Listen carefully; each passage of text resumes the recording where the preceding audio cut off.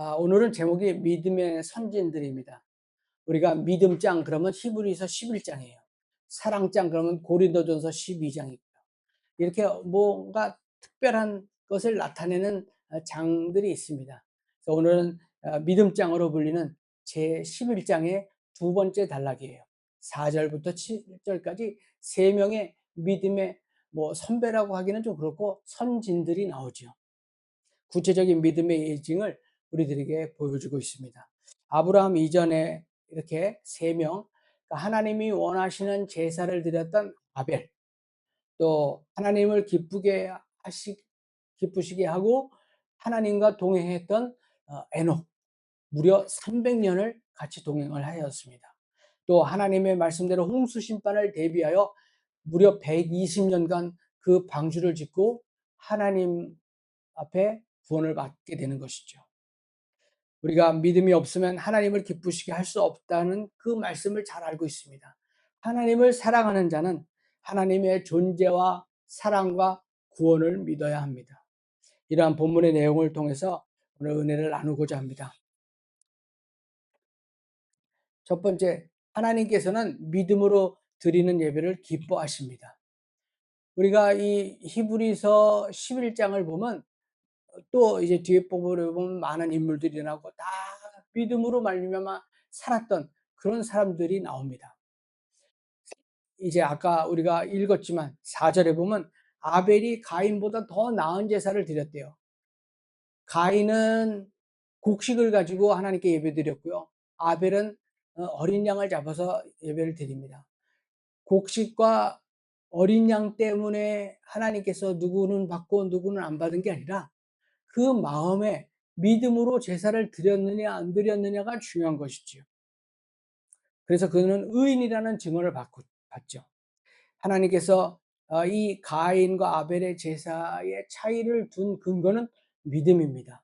그 제사의 제물이 아니라 우리 마음에 있는 믿음이라는 것이죠. 믿음으로 제사를 드린 아벨의 제사는 기뻐 받으셨으나 믿음 없이 드린 가인의 제사는 받지 않으셨습니다. 오늘날 하나님께 드리는 예배에 우리가 어떻게 임해야 하는지 우리가 그 바른 태도를 배워야 합니다. 예배는 반드시 믿음이 필요하다는 사실입니다. 아시다시피 가인과 아벨은 죄인 부모를 둔 또 그 죄인의 자식들이지요. 에덴 동산에서 쫓겨난 죄인들의 자녀입니다. 바로 아담과 하와지요. 창세기 4장 7절에 보면 내가 올바른 일을 하였다면 어찌하여 얼굴빛이 달라지느냐. 내가 올바르지 못한 일을 하였으니 죄가 너희 문에 도사리고 앉아서 너를 지배하려고 한다. 너는 그 죄를 잘 다스려야 한다. 너 예배 나한테 제사 드린 거 잘 못 드렸는데 너 낯빛이 이상하다. 내가 안 받는데 네가 무슨 예배를 드리고 믿음을 해서 제사를 드리느냐. 우리가 예배는 하나님이 받으시는 거지 우리가 예배를 드린다고 해서 하나님이 받으시는 건 아니에요, 사실. 그러니까 우리가 믿음이 있어야 돼요. 그러니까 우리가 예배를 본다라고 하잖아요. 예배는 보는 게 아닙니다. 드리는 것이고 행하는 겁니다. 예배는 하는 거예요. 그렇기 때문에 우리가 믿음을 가지고 하나님 앞에 나와서 예배를 드려야 합니다. 그런데 이 가인에게 너 낯빛이 왜 그러냐? 다시 한번 네가 회개할 수 있는 나에게로 돌아올 수 있는 길을 마지막에 보면 너는 그 죄를 잘 다스려야 한다라고 말씀을 하지만 가인은 거기서 그 말씀을 깨닫지 못하고 나중에 자기 동생 아벨을 죽여버리죠. 자기 재물이 거절되는 것을 보고 몹시 분을 낸 가인은 하나님의 말씀을 그 듣지 않는 것이죠. 이렇게 우리 모두는 타락한 죄인이며 죄의 영향에 있을 수밖에 없습니다. 하나님의 말씀을 잘 듣고 그대로 우리가 행하면서 순종해야 하는데 우리가 그렇지 못할 때가 너무나도 연약한 인간이기에 할 수 없죠. 이렇게 아벨은 믿음으로 양의 첫 새끼와 기름을 드립니다. 자신의 죄를 익히 알고 어린 양의 피 흘림으로 말미암아 내 자신이 하나님 앞에 구속되고 하나님 앞에 모든 것을 드릴 수 있다라는 부족하지만 그 믿음을 가졌던 것이 이 아벨인 거죠. 이는 그가 희생의 피 없이는 속죄가 없다고 한다는 그 진리를 알았던 것이죠. 그래서 히브리서 9장 22절에 보면 그리고 피를 흘림이 없이는 죄를 사함이 이루어지지 않습니다. 우리가 죄인이잖아요. 그럼 우리가 피 흘려야 되나? 그렇지 않죠. 예수님께서 피를 흘려 주셨어요. 구약 성경에 보면 피는 그 동물의 생명이라 그랬습니다. 피는 생명이에요. 그러니까 예수님께서 우리를 위해서 피를 흘려 주셨다는 것은 우리를 대신해서 생명을 주셨다는 것이에요. 그래서 우리가 죄를 사함 받았습니다. 근데 그게 우리의 의지가 아니라 하나님께서 우리에게 너 내가 의인이라 칭해 줄게. 비록 너는 죄인이지만 의인이나 칭해 줄게라고 말씀하신 거죠. 그러니까 우리가 예수 그리스도가 우리를 위해서 피 흘려 주시고 십자가에 못 박혀 돌아가신 것을 우리가 믿고 따르면 우리는 구원을 받습니다. 하나님의 선물이에요. 우리의 의지와 우리의 어떤 무언가 행위로 인해서 구원을 받는 게 아니지요. 그의 부모인 아담과 하와가 죄를 범했을 때 하나님께서 어린 양을 잡아서 그 피로 그들의 죄를 용서해 주시고 그 가죽으로 그 아담과 하와에게 부끄러운 것을 가리게 하는 옷을 또 만들어 주십니다. 그런 연유로 하나님께서는 아벨의 믿음의 제사를 받으신 거죠. 가인도 받을 수 있었는데 너 그렇게 하면 안 된다라고 하면서 고쳐라라고 했지만 고치지 않았던 거죠. 오늘날 우리 성도들도 그리스도의 십자가 보혈로 말미암아 우리가 죄가 씻김을 받는다는 것을 믿으면 되는데 우리 인간의 생각으로 아이 뭐 그건 믿으면 되나? 아이 그냥 뭐 이렇게 살다 가지 뭐 인생 뭐 있어 뭐 이렇게 하는 사람들이 있죠. 믿음을 가지고 우리는 예배를 드려야 합니다. 곧 세상 죄를 짊어지고 가신 그 어린 양, 곧 하나님의 독생자 예수 그리스도가 예수 그리스도를 예표하는 이야기입니다. 단순히 절차에 따라서 습관적으로 예배를 드리는 것이 아니라 그리스도의 보혈에 대한 믿음을 가지고 그 피로 말미암아 죽을 수밖에 없던 우리를 살려주신 것을 감사하면서 예배에 임해하는 것이죠. 그리할 때 하나님께서 우리들의 예배를 받으시며 우리 진정 모두가 다 기쁨과 또 기쁨이 있는 예배, 살아있는 예배, 그런 예배의 주인공이 되는 것입니다. 두 번째로 하나님과 동행하는 삶은 성도의 기본적인 삶의 방식입니다. 그러니까 이제 우리 에녹을 얘기하죠. 300년간 하나님과 동행을 합니다. 5절에 보면 믿음으로 에녹은 죽지 않고 하늘로 올라갔다 그랬어요. 하나님께서 그를 옮기셨으므로 그를 찾을 수가 없습니다. 그러니까 그냥 육체를 가지고 하늘로 올라간 거죠. 여기서 중요한 것은 에녹이 하늘로 옮기우기 전에 하나님을 기쁘시게 했던 자라는 것이 증거가 됩니다. 에녹은 창세기 5장 24절에 보면 에녹은 하나님과 동행하다가 사라졌다. 하나님이 그를 데려간 것이다 라고 말씀하십니다. 우리가 말씀은 오늘 신약을 보지만 내용은 구약에 대한 이야기죠. 그러니까 신약에서 구약의 믿음의 선진들을 나타낼 때 이렇게 아브라함 이전에는 3명을 나타냅니다. 또 계속해서 믿음의 선진들을 이야기를 하고 있습니다. 믿음장은. 그래서 믿음장은 한번 꼭 읽어보시기 바랍니다. 히브리서 11장이에요. 이 에녹은 생애에 대해서는 짧은 기록이지만 하늘로 올라가는 놀라운 복을 받습니다. 에녹에 대해서는 한 2줄밖에 나오지 않습니다. 그 하나님과 동행해서 300년간 동행해서 하나님이 데려가셨다. 이거 딱 한 구절이에요. 당시 에녹은 당시의 부패와 타락의 시대에도 불구하고 하나님과 동행하는 의연하게 하나님 앞에서 또 하나님과 교제하면서 성결의 삶을 살았기 때문에 하나님이 데려가신 겁니다. 이게 얼마나 복된 정말 엄청난 믿음입니까? 이것이 바로 하나님을 기쁘시게 하는 에녹의 믿음입니다. 하나님이 가라 할 때 가고 멈추라 할 때 멈추고 또 보라 하는 것을 보았기에 하나님의 말씀대로 살한 그를 하나님은 데려가신 것입니다. 이것이 하나님과 동행하는 삶입니다. 성도의 삶에 있어서 하나님과 동행하는 삶은 아무리 강조해도 지나치지 않지요. 하나님과 동행하는 삶을 살기 위해서는 무엇보다도 그분의 뜻을 기리고 그분의 말씀대로 살아야 합니다. 하나님 뜻에 순종하였으므로 하나님은 그를 데려가신 것이죠. 하나님과 동행하는 삶이라는 것은 둘 사이의 교통이 어 있는 삶을 가리킵니다. 에녹과 친하지도 않았는데 "너 갈래?" 그리고 데려가는 일은 없을 거예요. 항상 에녹과 무언가를 많이 말씀을 하셨을 거예요. 에녹도 하나님께 질문을 하고 또 대답을 해 주시고 또 에녹한테 무언가 말씀을 해 주시고 그걸 듣고 행하고 이렇게 살았다는 것이죠. 그분의 뜻과 계획이 무엇인지를 알게 되며 오직 그분 앞에 무릎을 꿇고 마음을 열어 기도할 때 우리도 그분과 대화할 수 있습니다.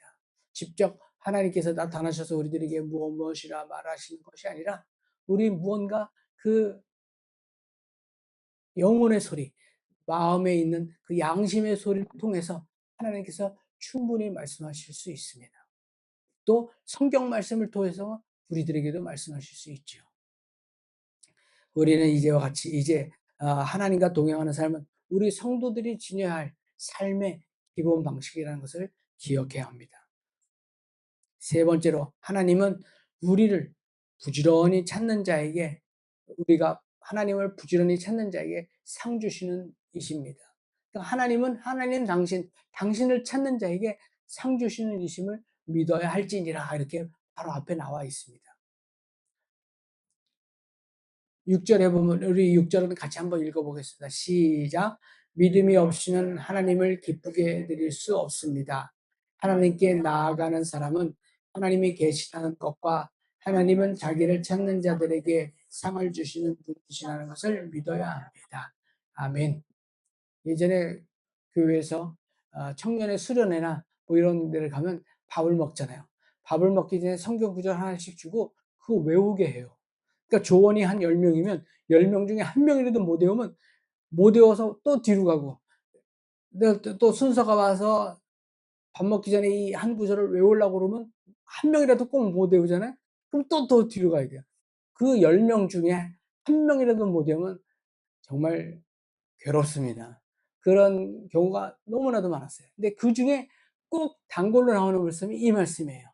이 말씀은 정말 꼭 외우게끔 되어 있습니다. 근데 이거는 이제 우리가 표준 세번역이고 우리가 개역 개정 그전에 한글판을 외우게 했죠. 진실로 하나님은 상 주시는 분이시고 하나님 당신을 부지런히 찾는 자에게 하나님께서는 어 응답을 해 주시는 거죠.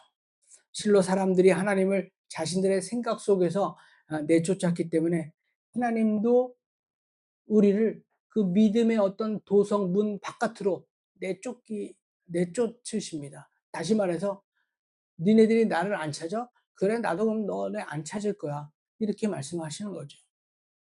이라는 말씀은 오늘날 우리들로 하나님을 찾도록 말씀하고 계십니다. 단순히 아무런 열정도 없이 의무감에 찾는 것이 아니라 진심으로 사모함으로 강청함으로 아주 마음과 정성과 뜻을 다하여 하나님을 찾아야 합니다.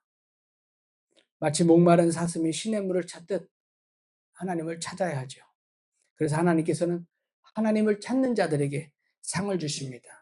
중요한 것은 하나님은 당신을 찾는 자에게 상을 주시는 상이 바로 뭐 어떤 물질로 주고 뭐 뭔가 이렇게 물건으로 주는 것이 아니라 하나님 자신입니다. 하나님을 만나게 해 주는 것이죠. 일찍이 하나님께서 예레미야 선지자를 통해서 나를 찾고 찾으면 만나리라 이런 말씀을 예레미야 29장 13절에서 합니다. 너희가 진심으로 나를 찾고 찾으면 나를 만나리라. 찾고 찾으시기 바랍니다. 두드리고 구하고 열려라 하면 하나님을 만날 수 있다는 것이지요. 이는 하나님을 찾는 자가 받는 상이 결코 그 행위에 대한 상급이 아니라 믿음을 통하여서 하나님의 은혜를 받는 거예요. 하나님의 은혜와 어떤 그냥 우리가 알 수 없는 하나님의 놀라운 선물을 받는 것이죠. 오늘날 우리 성도들은 하나님을 부지런히 그리고 간절히 찾아야 합니다. 우리에게 상 받을 만한 아무런 근거도 없지만 사실 하나님께서는 우리 당신을 찾는 자에게 상 주시는 이심을 꼭 기억하시고 그 상은 하나님 자신이라는 것, 하나님을 만날 수 있다라는 것이지요. 네 번째로 성도는 행동에 따르는 믿음과 하나님의 말씀을 두렵고 떨리는 마음으로 받아야 합니다. 우리 사실은 이 구절이 4절, 5절, 6절이 세 사람으로 되어 있고 7절에서 아까 우리가 읽었던 믿음이 없으면 하나님을 기쁘시게 못한다라고 했지만 그게 먼저 나오고 그다음에 노아에 대한 얘기가 나와요. 그래서 그냥 순서대로 합니다. 자, 7절을 보면 믿음으로 노아는 아직 보이지 않는 일들에 대해서 경고를 하셔요. 야, 내가 이 땅에 죄가 너무너무 관영해서 죄가 이사야서에 보면 죄가 이 정수리까지 찼다고 표현을 합니다. 정말 너무 어, 죄가 많아서 내가 후회를 한다. 그래서 여기를 싹 쓸어버리려고 하니 네가 방주를 지어라. 근데 그것이 120년 후예요. 그거를 사람들이 이해를 하겠습니까? 또 배를 지으면 바닷가 근처에서 지어야 되는데 산꼭대기에서 짓잖아요. 그러니 사람들이 볼 때 얼마나 저 멍청한 바보 같은 노아가 저런 일을 하고 있나 맨날 놀리고 와서 야, 비 언제 오냐? 비아냥거리고 얼마나 괴로웠을 것일까요? 그러나 120년간 꾸준히 아주 지치지 않고 그 하나님의 말씀을 듣는 것이죠. 그래서 하나님을 경외하고 방주를 마련하여 자기 가족을 구원합니다. 그 네 번째 줄 뒤에 보면 제가 읽겠습니다. 이 믿음을 통하여 그는 세상을 단죄하고 믿음을 따라 얻는 의를 물려받는 상속자가 되었습니다. 여기서 노아는 아직 보지 못한 일에 대한 하나님의 경고를 받았을 때 경외함으로 그 말씀에 순종합니다. 이것이 노아의 믿음의 핵심이죠. 노아에 관한 기록은 창세기 6장부터 9장까지 나와 있는데요. 사람들이 타락하고 세상에 악으로 가득하던 때였어요. 아까 죄악이 관영했다고 하지만 여기 창세기 6장 5절 6절에 보면 그냥 얼마나 사람이 악한지 후회한다. 그 말씀이 여기 있습니다. 당시 세상은 하나님께서 한탄하시고 근심하실 정도로 타락하죠. 땅 위에 하나님보다 높아진 것들을 심판하시고자 작정하시고 하나님께서 홍수 심판을 내릴 것을 경고하십니다. 땅 위에 있는 모든 것을 싹 쓸어버리리라 하신 말씀이지요. 그러고는 노아에게 잣나무로 방주를 만들라고 명하십니다. 이때 노아는 하나님이 말씀하신 대로 순종을 하게 되죠. 하나님께서 노아에게 하신 말씀은 눈앞에서 일어난 일이 아닙니다. 도저히 인간이 상상할 수 없을 그런 어마어마한 규모의 사건이죠. 이 노아는 두렵고 떨리는 마음으로 하나님께서 말씀하신 거니까 그게 언제가 됐든 반드시 이루어질 것을 알고 순종을 하는 것이죠. 이것이 노아의 믿음의 위대함이지요. 이와 대조적으로 소돔과 고모라에 하나님의 심판이 있었을 때 그 롯의 사위들의 태도는 정반대이죠. 그 천사들이 이 소돔과 고모라가 멸망한다. 우리 빨리 가자. 그랬을 때 롯이 그 사위들한테 얘기했더니 웃으면서 에이 그럴 리가요. 뭐 괜찮습니다. 뭐 이렇게 한 거죠. 그래서 롯과 그 와이프와 두 딸만 거기서 나오게 됩니다. 그들은 결국 심판을 나머지는 면치 못하고 거기서 심판을 당하게 되죠. 결코 그것을 아직 실현되지 않은 일을 하여 건성으로 듣거나 외면해서는 안 됩니다. 하나님의 말씀을 그대로 듣고 거기에 대한 경고와 경각심을 갖고 우리가 살아야 하는 것이죠. 노아처럼 아직 보이지 않는 하나님의 경고하는 말씀을 들었을 때 의심하지 말고 두렵고 떨리는 마음을 반드시 가져야 합니다. 하나님의 말씀은 두렵고 떨리는 마음으로 우리가 받아야 하는 겁니다. 그런데 오직 한 사람의 의인 노아만 하나님의 은혜로 구원을 받게 되죠. 하나님께서 노아 자신과 그 가족을 구원 방주로 이끌어 주시고 구체적인 모양과 규격까지 가르치시고 어떻게 지어라고 하는 아주 자세하고 아주 명확하게 말씀을 하고 계시죠. 이에 노아는 지체하지 않고 하나님 하신 말씀대로 순종합니다. 그러니까 노아는 사실 언제 비가 오는지 정확히 알지 못하죠.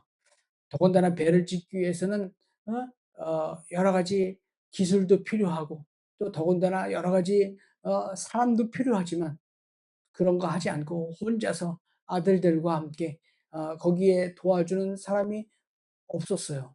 그렇게 다 혼자의 하나님의 그 말씀을 순종하고 듣고 그거대로 순종한 것이죠. 이것이 어떻게 다 지어지실까? 응? 정말 그 이 길이와 높이와 이것을 하나님께서 정확하게 그 음성을 듣게끔 하시면서 정확하게 말씀하시니까 "야 너 한번 방주 좀 지어 볼래?" 그냥 무슨 뭐 도면 같은 거 하나 뚝 주고 "이거대로 한번 지어 봐." 그러면 어떻게 짓겠습니까? 그러나 하나님이 다 하나하나 설명하시면서 지으라고 하신 것이죠. 120 년이나 걸리는 어마어마한 규모이지요. 그러니 이것이 사람들의 눈에 얼마나 멍청하게 보였을까요? 놀림을 받았고 그러나 노아는 조금도 흔들리지 않고 꿋꿋하게 끝까지 그것을 짓고 맙니다. 아마 지으면서 많이 지쳤을 거예요. '언제 나올래나, 언제 나올래나.' 아마 쪼끔 노아가 늦었으면 늦은 대로 하나님께서 홍수 심판을 아 하셨을 겁니다.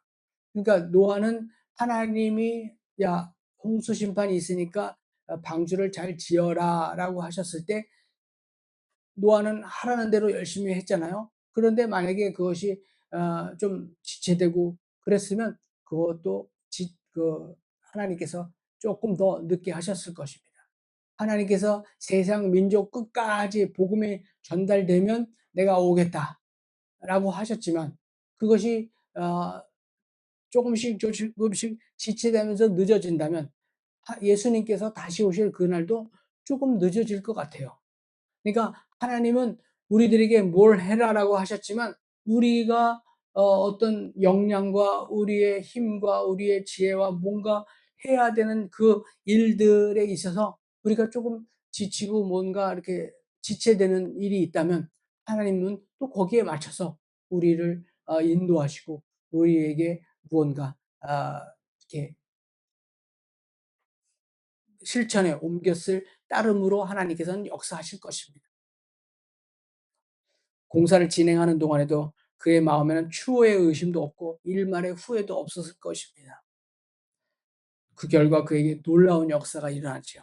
세상의 모든 사람들과 짐승들은 모두 물로 죽었지만 노아의 가족들과 그 안에 들어온 두 쌍의 모든 짐승들은 다 살아남았습니다. 이와 같이 진정한 믿음이란 행동이 따르는 믿음입니다. 행함이 있는 믿음은 우리가 상상할 수 없는 놀라운 역사를 일으키지요. 그러나 참으로 안타까운 사실은 우리가 예배를 드릴 때나 성경을 읽을 때나 기도를 할 때 보면 하나님 믿습니다라고 고백을 하지만 우리 일상 삶 가운데서 실천으로 옮기지 못할 때가 너무나도 많이 있죠. 게을러서도 그렇고 힘들어서도 그렇고 어떤 여건이 힘들어서 못할 때가 있지요.